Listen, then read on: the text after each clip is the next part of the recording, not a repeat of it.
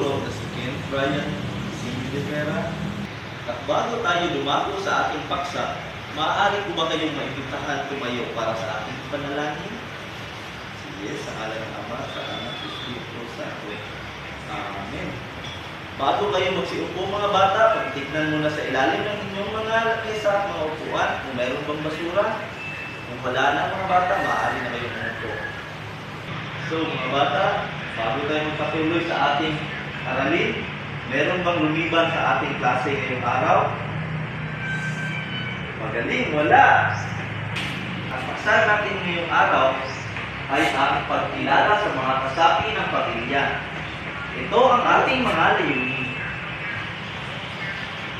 Una, nagsasabi ang kahalagahan ng bawat kasapi ng pamilya. Pangalawa, na ipapakita ng mga mag-aaral sa pamamagitan ng pagguhit sa papel ng kasapi ng pamilya sa kanyang pang-araw-araw na buhay. Pangatlo, nagpapahayag ng mag-aaral ang pagpapahalaga sa bawat kasapi ng pamilya sa pamamagitan ng pagbibigay ng simpleng mensahe ng pasasalamat o pagmamahal. Bago tayo magpatuloy sa ating paksa ngayong araw mga bata, maaari mo ba kayong magbitahan tumayo upang ating sayawin at kantahin itong Kung Ikaw Ay Masaya. Okay.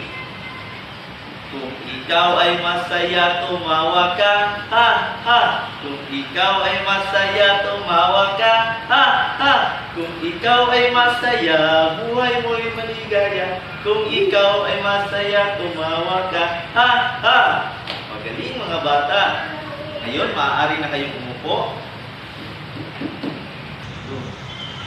Batay sa natalakay natin kahapon mga bata, magbalik-aral muna tayo.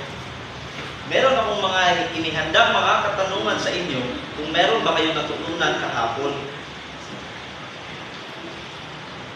Una, sino ang tinatawag na haligi ng tahanan?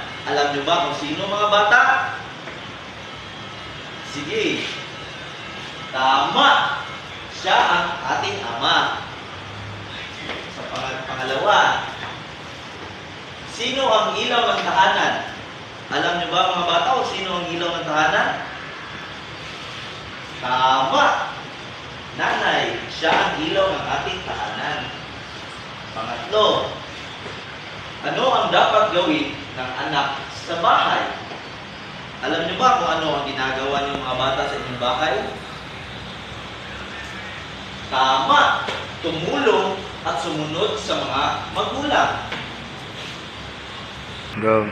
Pang-apat, bakit mahalaga ang bawat kasapi ng pamilya? Tama! Dahil sila ay masaya sila kasama. Pang-lima, paano magiging masaya ang pamilya? Sige, tama! Dahil nagmamahalan sila at nagtutulungan.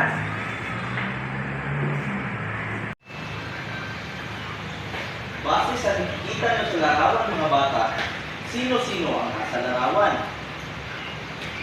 Tama! Meron nandito si tatay, nanay, lolo, lola, ate, kuya, bunso, at anak. Ano ang kanilang ginagawa? Ama, ang ginagawa ng ating ama ay ng tahanan at nagtatrabaho. Ina, ilaw ng tahanan at siya ang nag-aalaga sa atin. Anak, tumutulong at sumusunod sa mga magulang. Si ate at si kuya tumutulong sa gawaing bahay. Bunso, inaalagaan ng mga nakakatanda. Lola at lolo, tagapayo at mapagmahal. Ngayon mga bata, tapos na natin talakayin kung ano ang kanilang mga gawain. At ngayon, hahatiin ko kayo sa tatlong pangkat.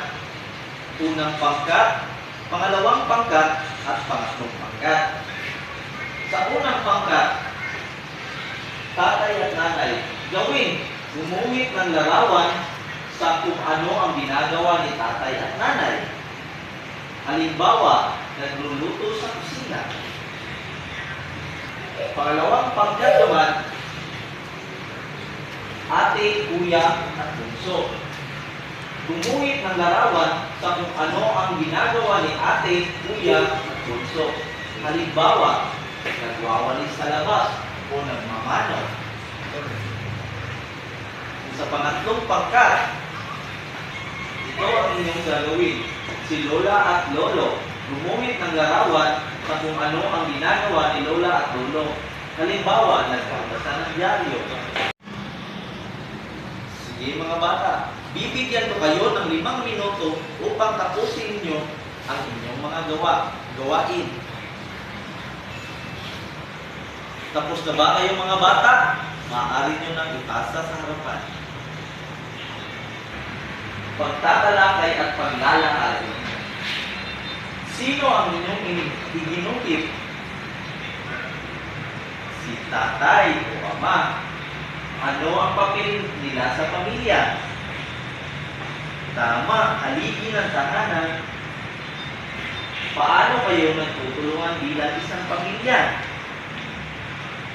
Tama, dapat kayo ay nagtutulungan at nagmamahalan.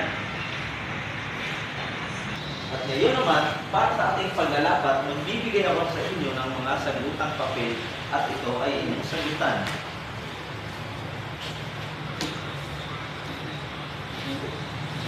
Bago kayo magsimula mga bata, basahin ang panuto.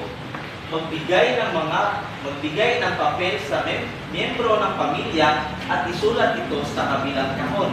Matapos nang inilagyan ang nanay bilang halimbawa. Ito, nilagyan na ng halimbawa mga bata, nanay, kagaya ng nanay, siya ang ilaw ng tahanan. Sige, maaari na kayong mag-umpisa mga bata at bibigyan ko kayo ng 5 minuto upang sagutan. Tapos na ba kayo mga bata at maaari ninyo nang ipasa sa harapan.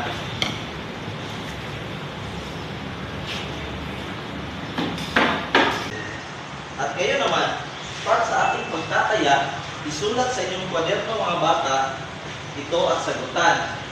Panuto, basahin at unawain ang mga pangungusap. Isulat sa padlang ang tama kung ito ay nagpapahayag ng wastong papel sa kasapi sa pamilya at mali naman kung hindi. Bibigyan ko kayo ng 5 minuto mga bata upang sagutan ito.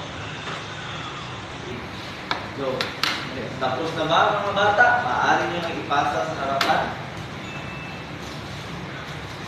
At bago tayo magtapos sa ating aralin ngayong araw mga bata, may ibibigay ako sa inyong takdang aralin. Sagutan niyo ito sa bahay niyo. Gumawa ng liham ng pasasalamat para sa pamilya at magpapakita ng litrato na tinanggap ito ng pamilya. At ngayon mga bata, tapos na tayo sa ating aralin ngayong araw na ito. Sana meron kayong natutunan at maraming salamat sa pakikinig mga bata.